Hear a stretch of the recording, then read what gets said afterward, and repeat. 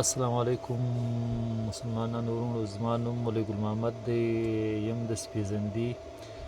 دا کم ویډیو چې زموږ جاري شوي دي په 2-3 واره تللي دي، او دغه هنر چې زه لرم، دا صلاحیت چې زه لرم، دا ماته فی الحاله چا دغه نه دی راکړی، یو ترتیب نه دی را برابر کړی.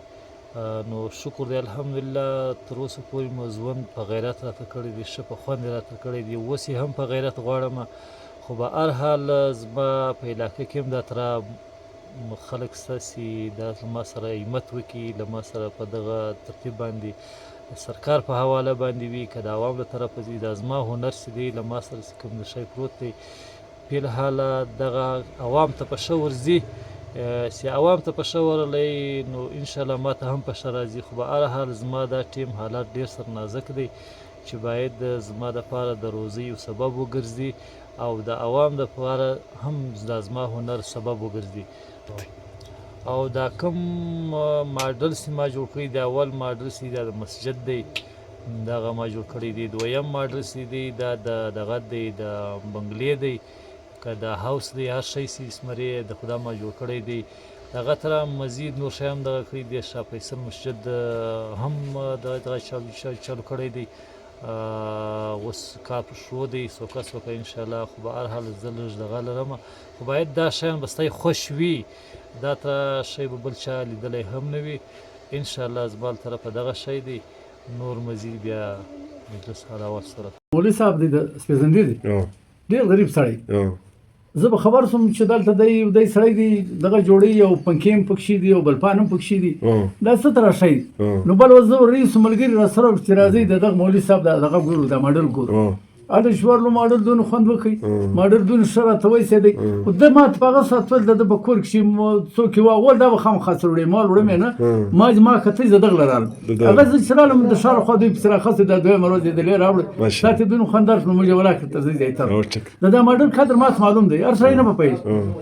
موږ په چاینا کې ورځ یو ډېر ښه ماډل پروت و، دا نصیر مینګل را سره و، نصیر مینګل هغه ټول دا ماډل په څو دی، هغه دا ماډل په دغه ډول زما ګړۍ به درکړم، دا راکړه، دا ډېره قیمتي ګړۍ ده. چاینا والا د دغه ګړۍ څوک ستا ګړۍ نه کړم، د ده ګړۍ راکړه، زما ګړۍ ته یې لاس واچوه. دی ډول پر دغه څه هغه د ده ګړۍ زما پر هغه ډېره قیمتي وه، مګر ما ورته ویل زه دلته سودال نه یم راغلی، لکه زما ګړۍ د په لاس کړه، لکه یې ما ورکړه. نو ماډل پاتې شو، د ده ډېر ارمان.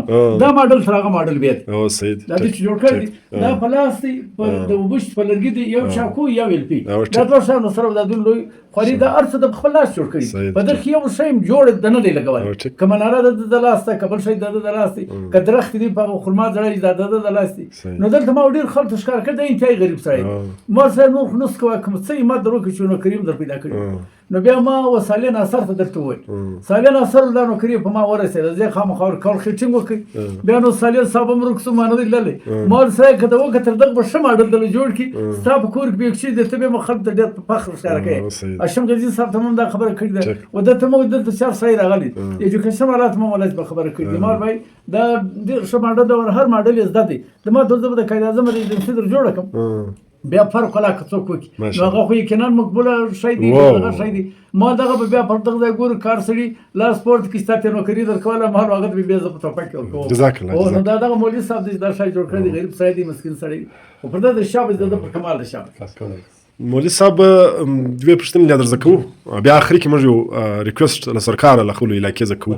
دغه ستا جوړول د ماډلان دغه تا په څو شپو جوړ کړل، او دا د په څه شي جوړ کړل، دغه کې تا چېرته استعمال کړلی؟ دغه یاره په دې کې خو نو اصل کې دا مکمل سري دا لرګی دی، صنوبر، نور اسباب زه نه لرم، زیات چاکو دی، اکشني ده، دغه هره ده، دا تر بل شی نه میخ کې په دې کې لګېدلی، نه بل شی، دا سمنټکس یو سریش دی، په دې باندې دا ما جوړ کړی دی.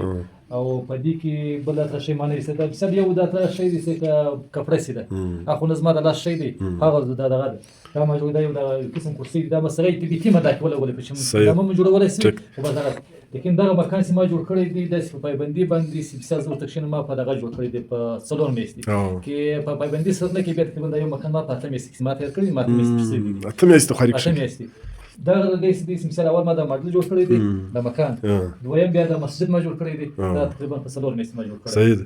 چې ما ماما اخلاص ولید لري او ماما چې ان شاء الله د زموږ علاقې کې یو صحیح مثال